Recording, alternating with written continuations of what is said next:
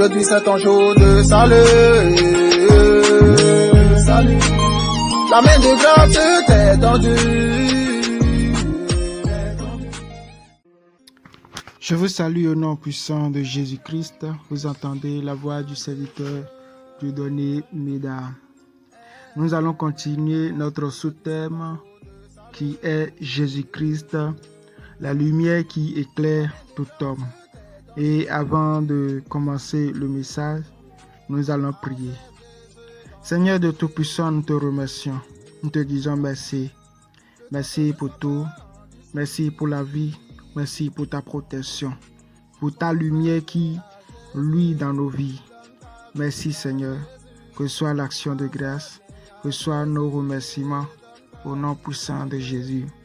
Seigneur, accorde-moi ton notion de pouvoir prêcher ce message et que ta parole touche des vies, transforme des vies, convertisse des vies au nom puissant de Jésus-Christ. Amen. Jésus-Christ, la lumière qui éclaire tout homme. Nous allons lire la parole de Dieu dans Luc chapitre 4, le verset 31 à 37. Amen. Je ne vais pas tout lire avant de commencer le développement. Je serai en train de lire et au fur et à mesure, je serai en train de développer en même temps. La Bible dit ceci au verset 31. Il descendit à Capernaum, ville de la Galilée, et il enseignait le jour du sabbat. Nous avons lu la parole de Dieu la fois passée dans Matthieu chapitre 4, où la parole de Dieu dit que Jésus était venu à Nazareth, il vient demeurer à Capernaum. D'accord? Et le peuple de Zaboulon et de Nephtali, ce peuple qui était assis dans les ténèbres, a vu une grande lumière. Lorsque Jésus-Christ est entré en Capernaum, lorsqu'il est descendu à Capernaum, la première chose qu'il a commencé à faire, il a commencé par enseigner. Pas enseigner. La lumière dont je te parle, la lumière dont je te prêche est un enseignant. Jésus-Christ est un enseignant. Lorsque Jésus vient dans ta vie, il vient avec un enseignement. C'est pourquoi attendez-vous à recevoir des instructions de la part de Jésus-Christ. La Bible dit que l'enseignement est une lumière. L'enseignement, l'instruction est claire. L'instruction montre un chemin. Jésus-Christ vient dans votre vie pour pouvoir vous enseigner. Sa lumière, c'est sa parole. Et il vient dans votre vie pour vous enseigner afin que vous puissiez avoir de l'instruction, de l'enseignement. Verset 32, on était frappé de sa doctrine car il parlait avec autorité. On était étonné de ce qu'il enseigne parce que il enseignait pas comme les scribes et les pharisiens. Il enseignait avec autorité. Jésus-Christ enseigne avec autorité. Et on était frappé de sa doctrine parce que ses enseignements ont plus de poids que ce que les pharisiens et les scribes ont l'habitude de lire dans la loi. La loi dit œil pour œil, dent pour dent. Mais cette lumière vient enseigner l'amour et le pardon. Ça ne peut qu'être étonnant. La loi dit tu aimeras ton ami et tu haïras ton ennemi. Mais la lumière vient dire, il faut aimer ton ennemi, aimer vos ennemis et prier pour eux. La loi dit, celui qui te persécute, persécute-le aussi. Fais-lui du mal, fais-lui comme il t'a fait. Mais la lumière vient et dit que celui qui te persécute, prie pour lui et demande de bonnes choses pour lui. on était frappé de son enseignement. On était frappé de sa doctrine. Jésus-Christ vient dans ta vie en apportant sa parole. Verset 33. Il se trouva dans la synagogue un homme qui avait un esprit de démon impur et qui s'écria d'une voix forte.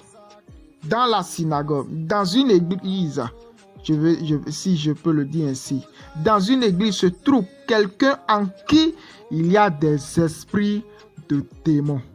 Le démoniaque dit: « Ah, qu'y a-t-il entre nous et toi, Jésus de Nazareth? Tu es venu pour nous perdre. Je sais qui tu es, le Saint de Dieu. » La Bible nous révèle que Capernaum est une ville qui était assise dans les ténèbres, n'est-ce pas? Donc, c'est une ville contrôlée par les démons. C'est une ville où régnaient les ténèbres. C'est une ville dont le diable est maître. Et lorsque Jésus est venu, il est venu avec un enseignement et aussi avec l'autorité de chasser les démons. Et le démoniaque dit: « Qu'y a-t-il entre nous et toi ?» Alors que le démoniaque était seul. C'est lui seul qui parle. Mais sa parole prononce le pluriel. D'accord? Dans sa parole se trouve le nous. Le démoniaque dit: « Tu es venu nous perdre. Qu'y a-t-il entre nous et toi? Qu'y a-t-il entre nous et toi? » Alors que le démoniaque n'était un.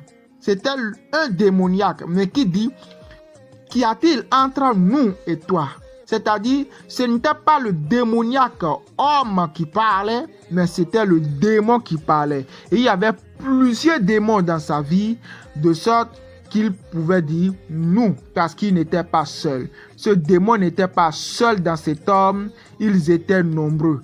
Les gens qui étaient les gouverneurs de la ville de Capernaum avaient parlé en disant: « Qu'y a-t-il entre nous et toi, Jésus de Nazareth?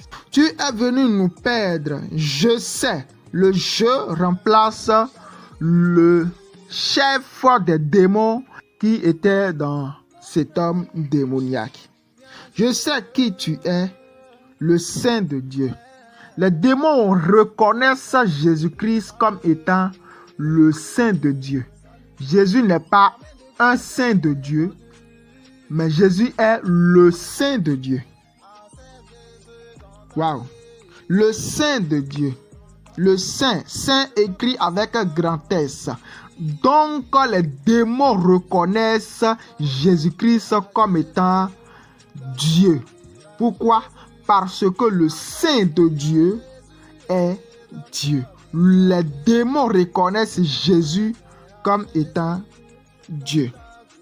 Tu es venu nous perdre. Donc les démons savent qu'il y a un temps où ils iront tous à la perdition. Lorsque la lumière est entrée en Capernaum, les ténèbres ont commencé par avoir peur. Ils ont commencé à sortir des gens. Pourquoi? La lumière avait l'autorité de chasser les ténèbres. La lumière avait l'autorité de renvoyer les ténèbres et de délivrer les démoniaques. Jésus le menaça, disant: « Tais-toi et sors de cet homme. » Jésus a parlé au chef des démons qui étaient dans cet homme. Et si le chef sort, alors tous ceux qui sont sous l'autorité de ce chef sortiront également. Et le démon le jeta au milieu de l'assemblée et sortit de lui sans lui faire aucun mal. Le démon était sorti de cet homme sans lui faire aucun mal. Pourquoi? Parce que la lumière a lui à Capernaum. Parce que la lumière est venue à Capernaum. Là où la lumière vient, les ténèbres ne peuvent plus gouverner. Tous furent saisis de stupeur Et ils se disaient les uns aux autres, quelle est cette parole? Il commande avec autorité et puissance aux esprits impurs et ils sortent. Jésus-Christ commande avec autorité aux esprits impurs et ils sortent. Jésus-Christ est vraiment la lumière du monde. Venant à Capernaum, une ville ténébreuse, une ville sous le contrôle des démons, une ville sous le contrôle du diable, a vu la lumière. Et Jésus a chassé les démons dans quelqu'un qui était membre dans la synagogue. Donc quelqu'un qui est à l'église dans la ville ténébreuse était possédé par les démons. Tu peux croire que tu vas bien et que ta vie est normale, alors que les démons sont en toi malgré que tu vas à l'église. Pourquoi? Parce que tout ce temps que tu passes à l'église, tu n'as jamais reçu la vraie lumière. Mais tu vas à l'église quand même. Cet homme démoniaque était comme tout homme dans cette synagogue, mais personne n'avait su qu'il était possédé des démons. Il a fallu que Jésus vienne à Capernaum et entre dans cette synagogue pour qu'on découvre qu'il y avait des démons dans la vie de quelqu'un, qu'il y avait des ténèbres dans la vie de quelqu'un, que quelqu'un était contrôlé et gouverné par le diable. Je prie que le Saint-Esprit ouvre vos cœurs endurcis afin que Jésus-Christ puisse entrer dans votre vie par sa parole afin de vous délivrer du joug des ténèbres au nom puissant de Jésus. Cet homme était comme tout homme et il pouvait parler bien, il pouvait faire des choses et on allait croire que c'est un homme normal alors que c'est un démoniaque. Jésus-Christ vient dans votre vie pour vous enseigner et pour vous délivrer du joug des ténèbres. Regardez quelque chose dans cette parole. Jésus vient pour enseigner. Ensuite, après l'enseignement vient la délivrance. Il enseigne d'abord, après l'enseignement vient le miracle.